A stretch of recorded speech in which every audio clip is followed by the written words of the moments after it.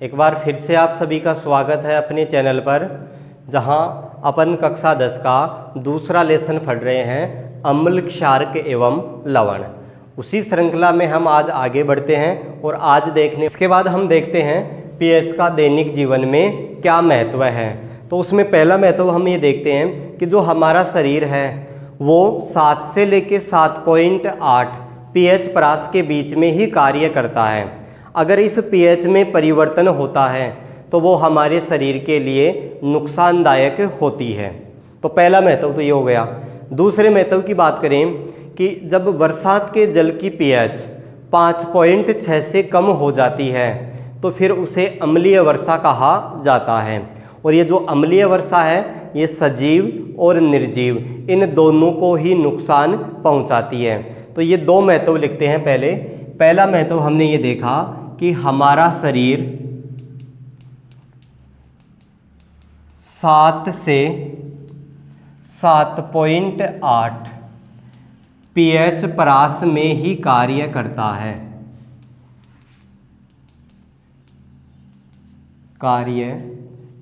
है। दूसरा महत्व देखा, वर्षा के जल की पीएच, वर्षा के जल की पीएच जब 5.6 से कम हो जाती है तो वह अम्लीय वर्षा कहलाती है। अम्लीय वर्षा कहलाती है। और अम्लीय वर्षा है वो सजीव और निर्जीव दोनों के लिए ही नुकसानदायक होती है। इसके बाद एक तीसरा और देखें कि जो हमारा उदर है आमाशय से हाइड्रोक्लोरिक अम्ल स्रावित होता है जो भोजन के पाचन में मदद करता है। लेकिन कई बार क्या होता है कि अपच के कारण आमाशय में हाइड्रोक्लोरिक अम्ल की मात्रा ज़्यादा बढ़ जाती है जिसके कारण एसिडिटी हो जाती है। तो उस एसिडिटी के उपचार के लिए हम मिल्क ऑफ मैग्नीशिया यानी कि मैग्नीशियम हाइड्रोक्साइड जैसे दुर्बल क्षारक का उपयोग करते हैं। वो क्या करेंगे, उस अम्ल के प्रभाव को उदासीन कर देते हैं और एसिडिटी समाप्त हो जाती है।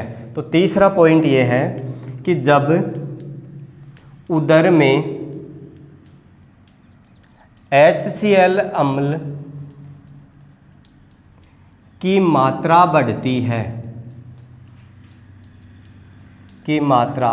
बढ़ती है तो जलन व दर्द होने लगता है। जलन व दर्द होने लगता है।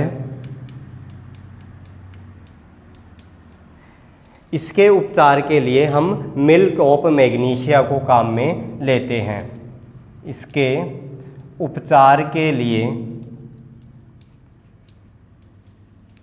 मिल्क ऑफ मैग्नीशिया यानी मैग्नीशियम का दूध, मिल्क ऑफ मैग्नीशिया जैसे दुर्बल क्षारक का उपयोग किया जाता है।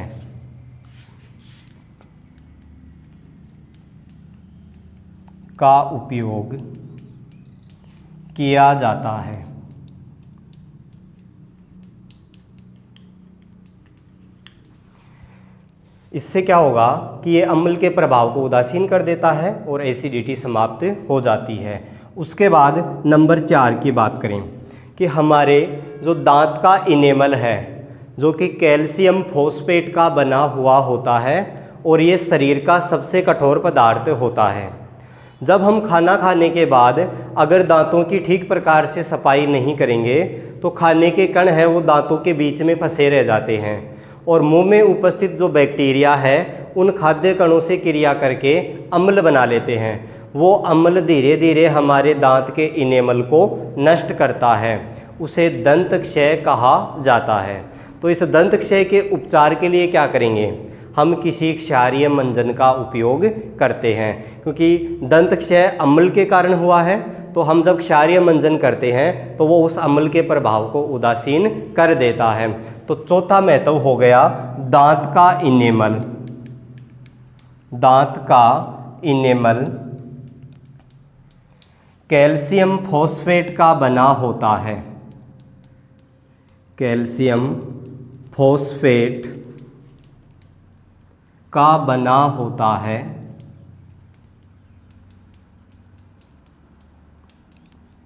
होता है।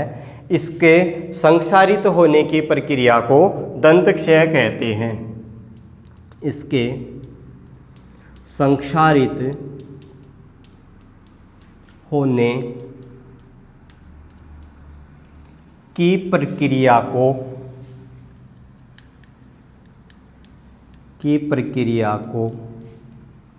दंत क्षय कहते हैं।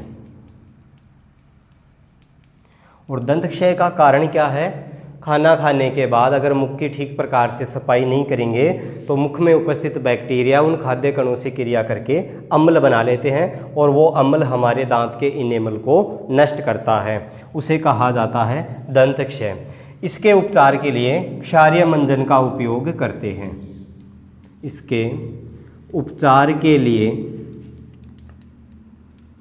क्षारीय मंजन का उपयोग किया जाता है।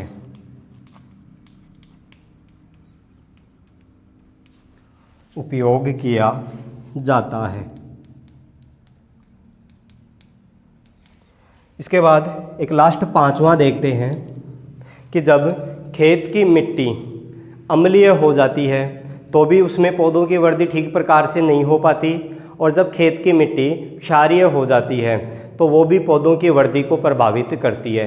यानी पौधों की वृद्धि भी एक निश्चित पीएच पर ही होती है, तो हमें मिट्टी की पीएच को भी नियंत्रित रखना होता है। अगर मिट्टी अम्लीय हो गई तो हम खेत के अंदर बुझा हुआ चूना डालते हैं, तथा अगर मिट्टी क्षारीय हो गई तो खेतों में हरी खाद डाली जाती है, जिससे क्या होता है, मिट्टी की पीएच है वो संतुलित हो जाती है। तो पांचवा पॉइंट ये लिखें कि पौधों की वृद्धि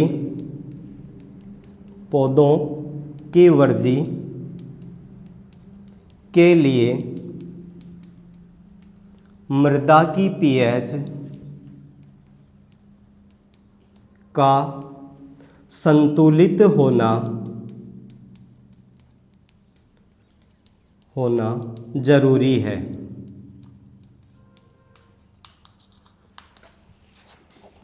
पौधों की वृद्धि के लिए मृदा की पीएच का संतुलित होना जरूरी है। अगर पीएच घट गई यानी कि अम्लीय प्रकृति बढ़ गई तो खेत में बुझा हुआ चूना डालेंगे, और यदि मिट्टी की पीएच बढ़ जाती है यानी क्षारीय हो गई तो उसमें हम हरी खाद डालते हैं। इसके बाद एक पॉइंट और है कि जब कोई चींटी काटती है या मधुमक्खी डंक मारती है तो वो हमारी त्वचा में अम्ल छोड़ती है। उस अम्ल के कारण त्वचा में जलन और दर्द होने लगता है। उसके उपचार के लिए हम डंक मारे गए स्थान पे कोई क्षारीय प्रकृति का कोई पदार्थ वहाँ पे रगड़ते हैं, जिससे क्या होता है, वो जलन समाप्त हो जाती है। इसका एक उदाहरण ये भी देखने को मिलता है कि प्रकृति में जो नेटल पादप होता है, उस नेटल पादप के डंक के संपर्क में आने से क्या होता है, वो मेथेनोइक अम्ल छोड़ता है, जिसके कारण त्वचा पे जलन होती है। अब प्रकृति का कमाल देखिए कि जहाँ पे नेटल पादप है उसके आसपास ही डोहक पादप पाया जाता है। उस डोहक पादप की पत्तियों को हम तोड़कर डंक लगे स्थान पे जब रगड़ते हैं तो वो जलन समाप्त हो जाती है। तो ये था पीएच का दैनिक जीवन में महत्व है, यानी कि पीएच का एक संतुलित मात्रा में होना जरूरी है।